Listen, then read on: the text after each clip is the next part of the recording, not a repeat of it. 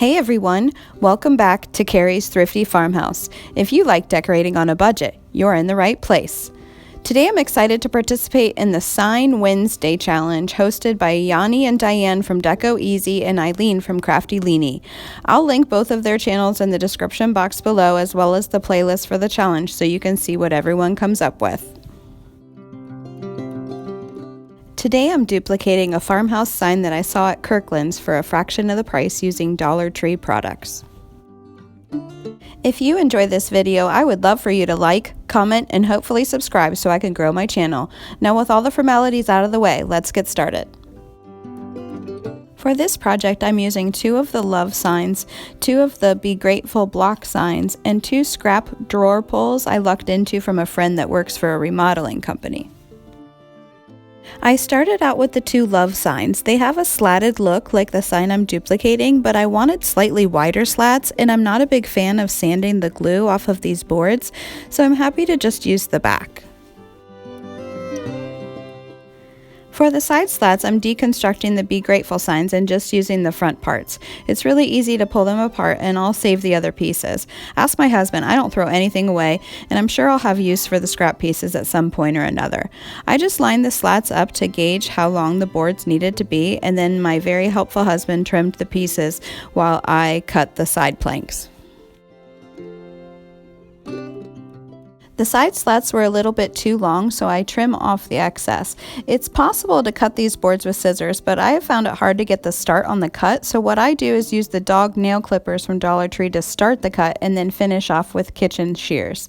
The slats have a slight angle to the edges, so I trimmed a little from each side so that both ends were the same. There were a few places where there were bits of paper along the edges from the original sign, so I just ran some sandpaper over the edges to clean them up a bit. Next, I covered the signs and the slats with white chalk paint. I used Rust-Oleum white linen, but you can use whatever you have on hand. I do like to use chalk style paint because it's thicker than regular acrylic craft paint, so you don't have to do as many coats. I didn't bother to paint the backs of the boards, but don't forget to paint the sides because those will be visible. I had planned on doing 2 layers of paint, but after the first coat, I liked how a little bit of the board color showed through, and also that it showed some of the brush strokes. It made it look like wood grain, so I left it as is and didn't do a second coat. Next, I used my Word Swag app to find a letter that I liked, traced it directly from the iPad to a blank piece of paper, and then used carbon paper to transfer it to the board.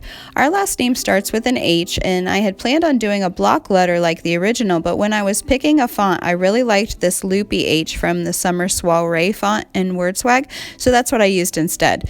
Speaking of Word Swag, I did a little tutorial in a previous video, which I will link below if anyone would like to check it out. It's my favorite app for creating word signs and especially mixing fonts. Who needs a vinyl cutter?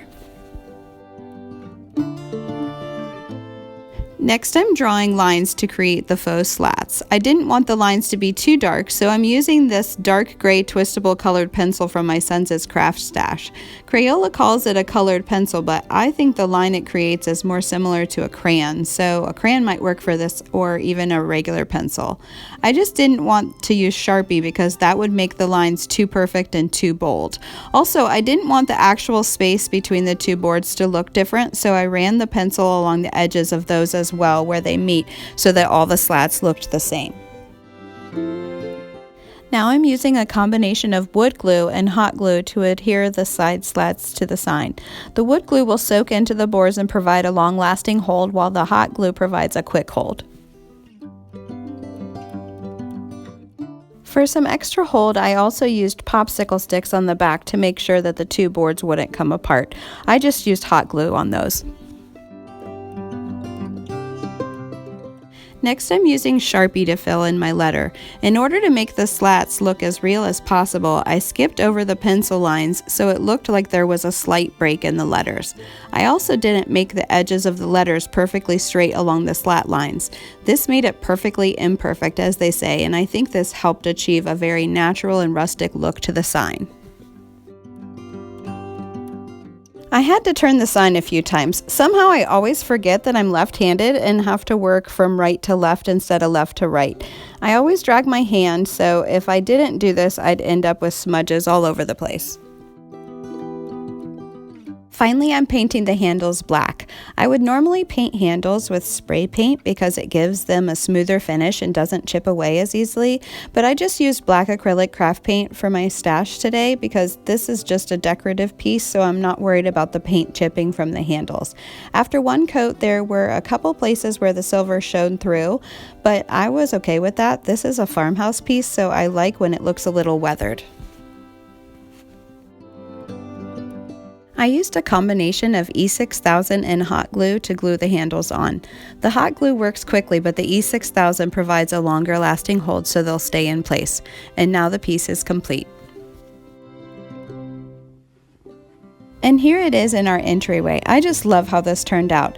I think I might even like it better than the original, and I made it for about 1/5 the price. Not bad for a quick and easy DIY project.